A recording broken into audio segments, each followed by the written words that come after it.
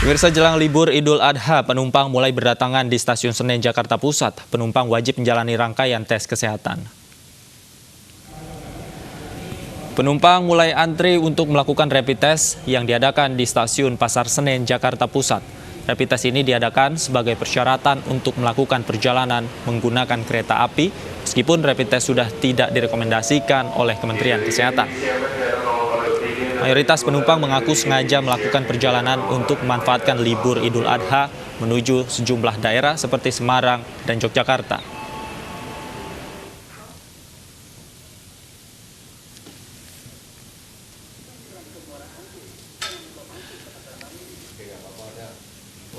Terminal Kalideres, Jakarta Barat juga mulai dipadati penumpang yang akan menghabiskan libur Idul Adha. Penumpang wajib mengisi aplikasi Corona Likelihood Metric (CLM) untuk mengecek gejala COVID secara mandiri sebagai pengganti SIKM.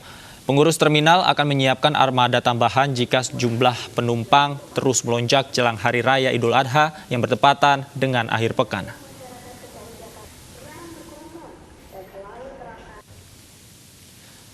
Untuk mengetahui situasi terkini terkait mudik Hari Raya Idul Adha, kita sudah terhubung dengan rekan Hasbiaullah di Terminal Kalideres, Jakarta Barat. Hasbi, bagaimana suasana di Terminal Kalideres? Apakah ada kenaikan penumpang, Hasbi? Ya baik, Davi, berbicara dengan kenaikan penumpang, memang semenjak akhir Juli dan menjelang Idul Adha dan berbarengan dengan libur akhir pekan, ini sangat terlihat lonjakan penumpang, hampir 30% kenaikan penumpang. Pihak terminal sendiri membandingkan dengan lebaran tahun lalu, meskipun dalam situasi corona ada sekitar 1.700 penumpang di tiap harinya. Namun di lebaran Idul Adha tahun ini rata-rata perharinya ada sekitar 175 saja.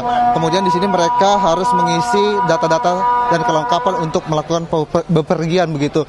Pengganti SIKM yang diwajibkan adalah CLM, Corona Likelihood Matrix. Di sini harus diisi, kemudian juga dibantu oleh petugas dinas perhubungan, di mana nanti ketika hasilnya keluar apakah mereka memiliki gejala tinggi, maka mereka harus dilengkapi dengan surat kesehatan berupa surat PCR yang berlaku sekitar 7 hari.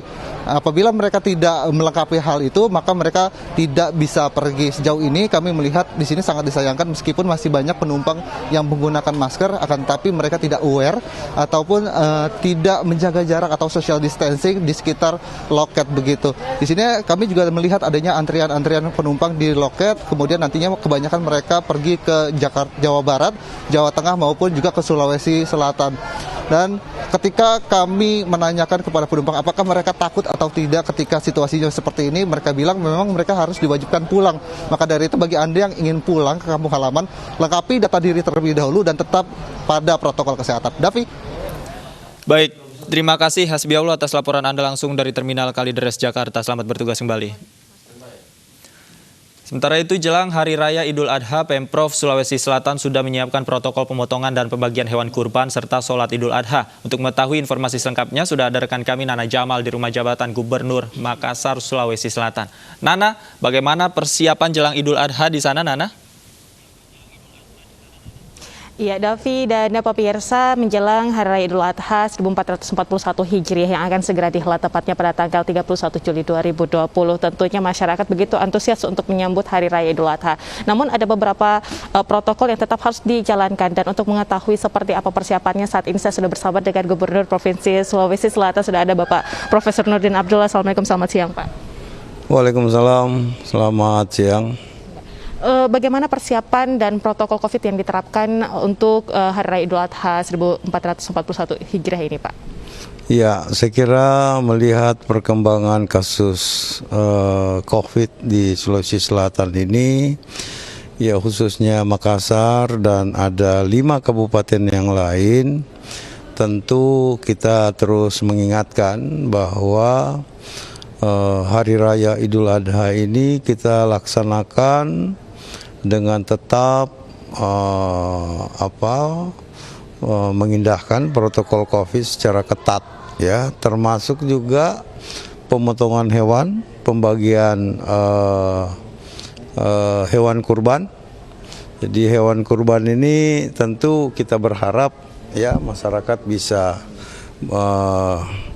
antri, jaga jarak ya, sehingga betul-betul tidak ada klaster Idul Adha lagi ya, apalagi saat ini terutama Makassar yang masih kasusnya stagnan ya, sebenarnya stagnan, tapi tentu kita berharap dari hari ke hari bisa kita tekan jumlah penularan ya.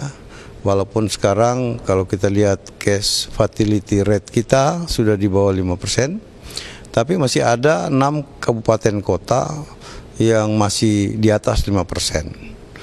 Ya, sehingga kita harapkan supaya betul-betul protokol kesehatan ini harus kita indahkan.